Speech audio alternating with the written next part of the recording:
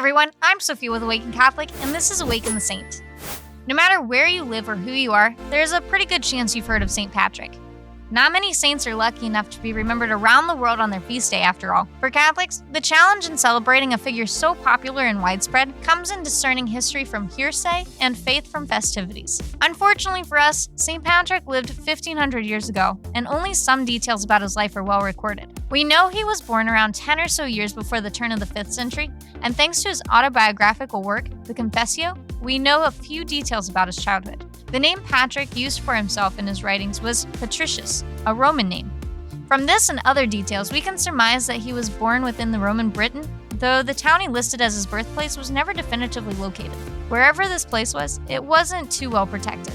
Patrick was abducted by pirates when he was a teenager and shipped off to Ireland as a slave. Upon arrival, Patrick was sold off and set to work tending sheep, which might not sound like the worst job, but conditions were still harsh. He had to keep watch over the flocks constantly, sleeping with little clothing or shelter through bitter cold. Patrick admits in his autobiography that he was hardly religious, but being in isolation for months at a time, he found no one to turn to but God. Under such hardship, his faith grew enormously.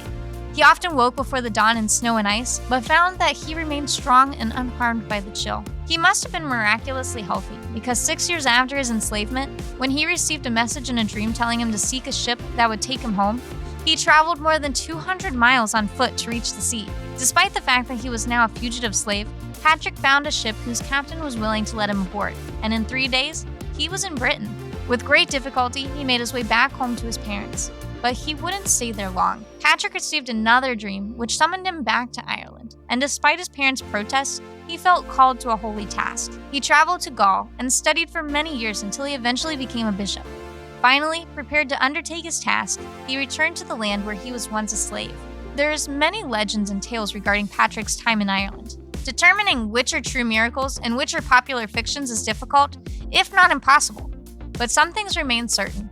Patrick was a powerful force for change. A wave of reform swept over Ireland in his wake, changing not just religion, but culture. The then strong pagan nation became a place of learning and deep faith. Evidence of this change survives in religious communities, like the Cathedral of Armagh. Though the building itself was destroyed and rebuilt many times, it's still known as St. Patrick's Cathedral. Jesus himself spoke in parables. He knew that one of the best ways to get across to people was by using stories. There's no shortage of stories about St. Patrick, but regardless of their content, what matters is that they rose out of the example of an inspiring figure who endured great hardship to win countless souls for God. St. Patrick, pray for us. Thank you for tuning in to Awaken the Saint.